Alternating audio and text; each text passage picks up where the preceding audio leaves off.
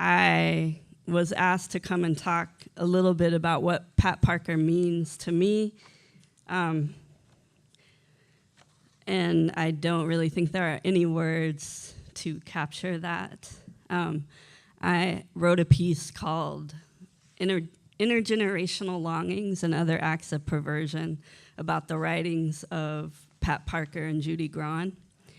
And I can say, as someone of my generation in our 40s, who was introduced to Pat Parker through women's studies, that it's interesting to be a part of this generation and feel kind of perpetually in a state of longing for these women who were so equally parts lesbian, Black, feminist, and revolutionary, which is, I wouldn't say that if it wasn't for Pat Parker, I wouldn't be here, because I don't know if that's right or if that fits completely, but I was talking about Prince the other day, and I can say for sure that I am because she was, or because he was, but it's not a sad state, but it's a state to be in a state of longing.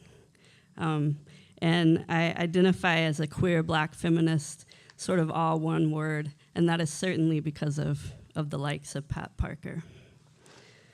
So I wanted to just read the first piece that I was introduced to. I'm sorry, I feel like such a professor up here. I'm just like, so let me read. No, I'm just kidding. There are other professors that will come up that won't do this, but anyway, the first piece that I was introduced to was Revolution. It's not neat or pretty or quick, in this bridge called My Back. And so I just want to read a couple of pieces, because this is the kind of longing that I think we have now, the place that we're in now politically, that we need to go back to these words. So she says, "We are in a critical time." And this was written in 1980 at the BOSTA conference in Oakland. But she says, "We are in a critical time. Imperialist forces in the world are finding themselves backed against the wall, no longer able to control the world with the threat of force. And they are getting desperate, and they should be desperate. What we do here this weekend and what we take from this conference can be the difference, the deciding factor as to whether a group of women will ever again be able to meet not only in this country, but the entire world. We are facing the most critical time in the history of the world. The superpowers cannot afford for us to join forces and work to rid this earth of them, and we cannot afford not to." And then I'll just read one more piece, because I do think it's fitting given the recent appointments. So where did it go? Sorry.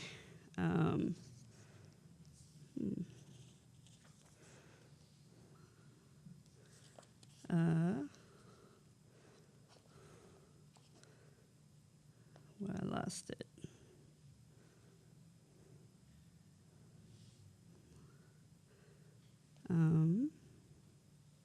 Oh, okay, sorry. Okay. "The Klan and the Nazis are our enemies and must be stopped. But to simply mobilize around stopping them is not enough. They are functionaries, tools of this governmental system. They serve in the same ways as our armed forces and police. To end Klan and Nazi activity does not end imperialism. It doesn't end institutionalized racism. It doesn't end sexism. It does not bring this monster down, and we must not forget what our goals are and who our enemies are. To simply label these people as lunatic fringes and not accurately assess their roles as a part of the system is a dangerous error. These people do the dirty work. They are the arms and legs of the congressman, the businessman, the Trilateral Commission. And the message they bring is coming clear. Be a good American. Support registration for the draft. The equation is being laid out in front of us.